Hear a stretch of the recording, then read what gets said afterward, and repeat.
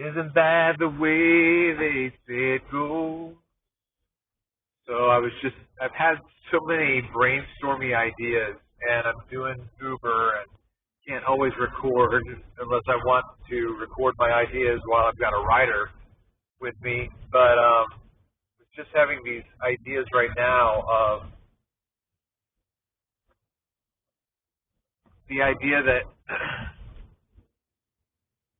the heliocentric model is no different of an explanation than,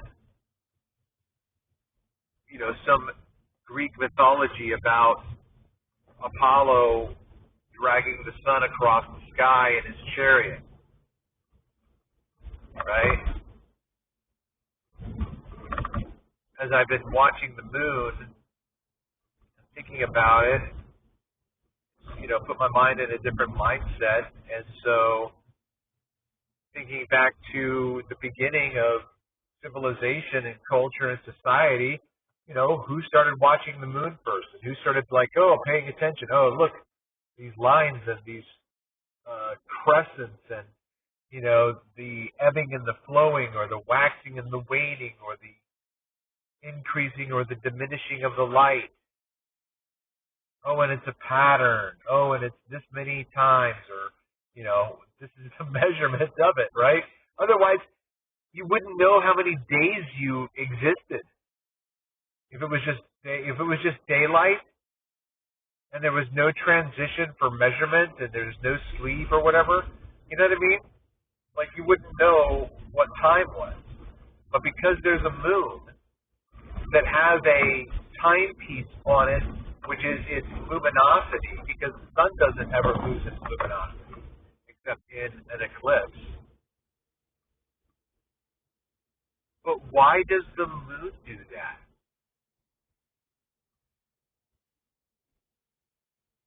No one knows. NASA's story is a myth,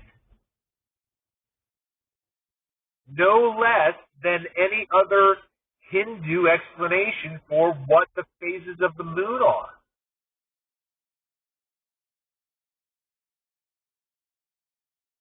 Because when the moon starts to wane gibbous, the god of the sky begins to devour the moon, sliver by sliver by sliver, until in the new moon it's completely devoured by the sun. The sun completely consumes the moon. So let's just tell a story about that, because that's all we know. That's all we see. We don't know why it's doing what it's doing. If you want to tell me a story about what you think, well, go away, get your story together, and then we'll do a campfire competition. I'll tell you my story of the phases of the moon, and you tell me yours. And guess what? At the end of it, after the campfire starts to die down, they're both just stories.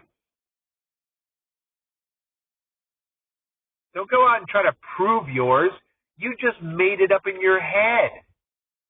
And then you're going to go out and try to find what you think is evidence and say, oh, I found this broken stick, and if you hold it upside down and squint with your eyes, it proves my claim that the sun is at the center of the galaxy, or whatever you want to call it.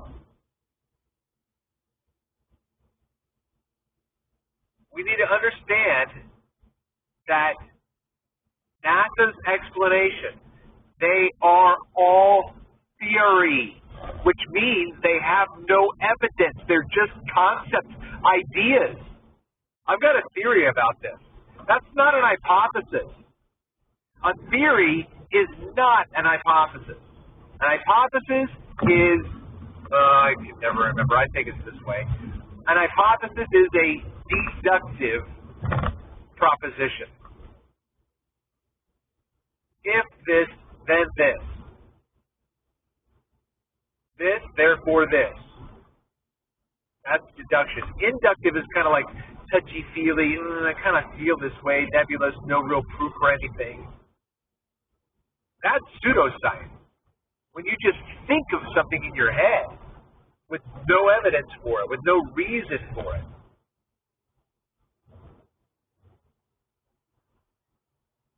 So that's all the heliocentric model was. Two guys one night talking about it, and then one guy goes, hey, I think, and says to himself after he tells his heliocentric model story, that son of a bitch Newton, you know what he did? He thought of a way to monetize his idea. And then he just found somebody who would invest in his idea, and then we began to infiltrate the intellectual arenas, because no one out in the sticks is going to think that the Earth is what we're going to suggest. No one would ever think this. This is crazy. We got to really work on this story to make sure it's tight. And then you just start with your niche of people. Because you can't go out and start your one idea. You're one person. You're the only person with this idea. And then you want to go out from neighborhood to neighborhood to neighborhood, just try to get as many. That will never, you have to like have your inner circle. You're all in on it together. Because who would ever be crazy enough to do this on their own? Hey guys, I got an idea. If we all work together, this is going to make us wealthy beyond your imagination. And not just us, but then our children's children's children's children's children. Because we are going to create a village. We are going to create a village with an apparent history and an apparent cultural development that's completely different than the way it is right now. We're going to segregate that village. They're not going to know anybody but themselves. And then we're going to have adults and leaders in that village who are the ones who know the truth, but are the ones who have to create the illusion, the story, the fable. We have to tell and sell the story. Like, that's what would have had to have happened at some point in history, because no one out here in the real world ever would have thought that the Earth was a planet with an orbit.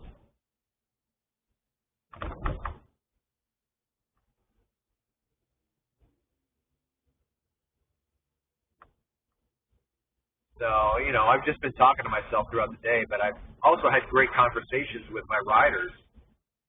Really, really good ones. In fact, I was talking to this one guy where I took this guy to the airport, and we got into it, and I was saying something about meta-narratives, and I just went off on this little riff, and it was really good. And he laughed out loud because it was a really good comment that he said so. And I was like, damn, I wish I was recording this. I'm not going to remember what I said. But it was something to the effect of like the philosophy of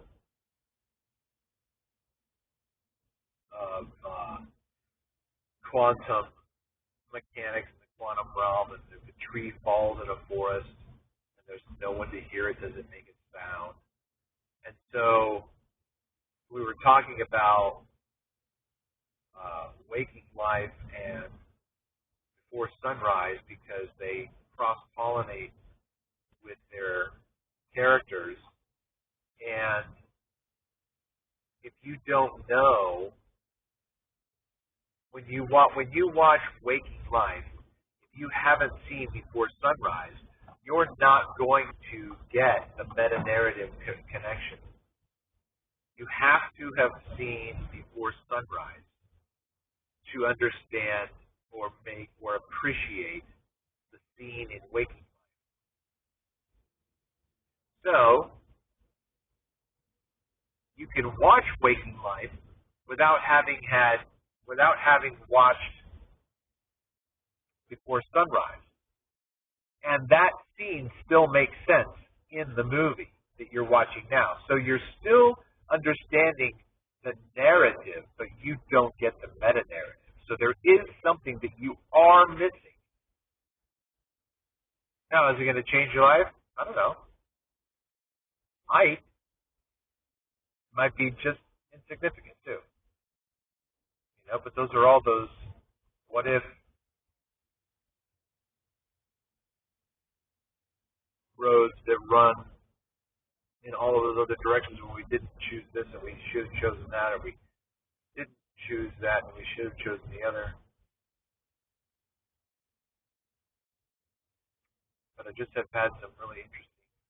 Oh, so I finished this. So we have these two friends out in the village who are watching the sky, and they have a competition about explaining, and that would be an interesting book to write, and I would start off with the one who's going to create the myth of the gods of, Apollo and whatever. He's going to create this elaborate story, and then the other guy. So then it would be interesting because when you first pick up the book, I don't want you to cheat because I want you to laugh to yourself and think, oh man, this is so silly. This myth is a really silly myth. And then you read the next one, and the next one is the one that you believe. And you're supposed to make the connection that they're both silly because they can't be real. They can't be real. All you can do is say what you see.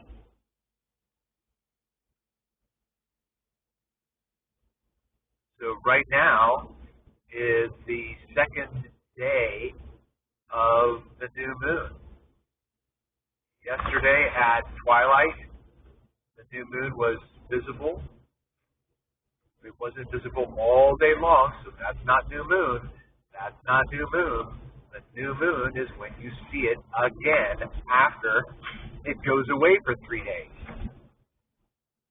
And I'm telling you, based on my Johnny on the street journalistic iPhone capture, the moon was not visible in the sky during the day, even though it was there for 3 days, Tuesday, Wednesday, and Thursday. And then at the end of Thursday, at the very end of the day, the moon said hello. And that begins the new moon. It's not difficult to understand this. Now, the explanation as to why that's important, I wish I could go back in time and learn that.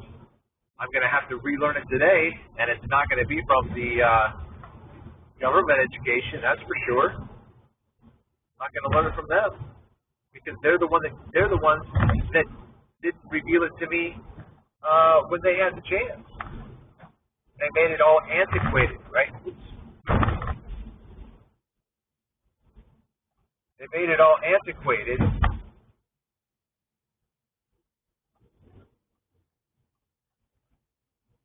And archaic, like back in the day, that's what they used to believe. But now we have this story, and our story is better than their silly Apollo dragging the chariot, blah, blah, blah. It's just the same story. Same story. Why is it the same story? Because it's simply about the sun and the moon in the sky.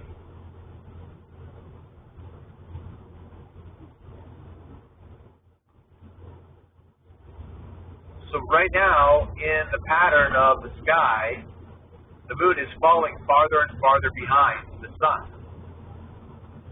And they're on a track. Okay, they're on a circuit. They're both traveling in the same direction, but at different rates. And now the sun is lapping the moon. And when they are at 180 degrees from each other, it's going to be full moon. They're going to be directly across the path from one another.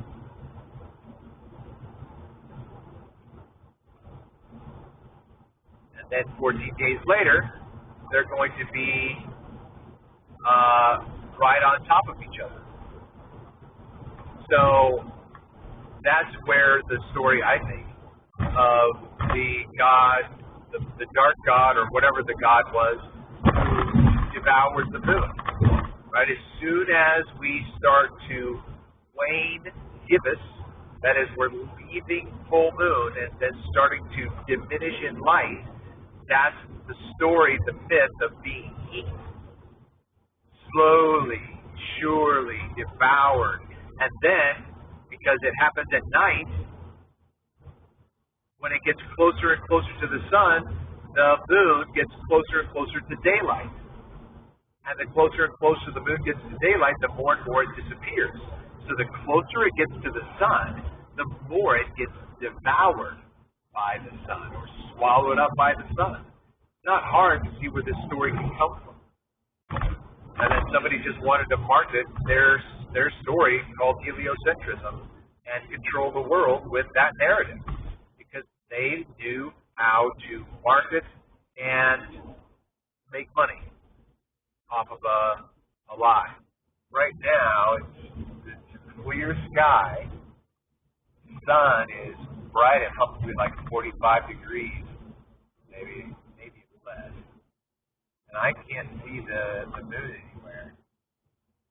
The moon is above the horizon because I checked my app earlier, and the moon, when I checked my app earlier, the moon was right on the horizon, so there was no way I would see it. And right now, I still cannot see the moon.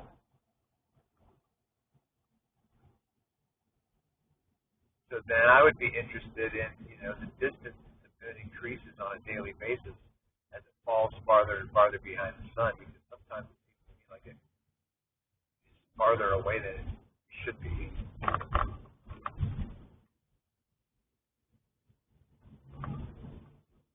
But I was surprised I can't see it right now, so I got to keep my eye on it for the rest of the day. It's a little bit of a warm day. It's 55 degrees outside. I might just go to the bay with my little girls. Sandra's 3 and 4 and 5.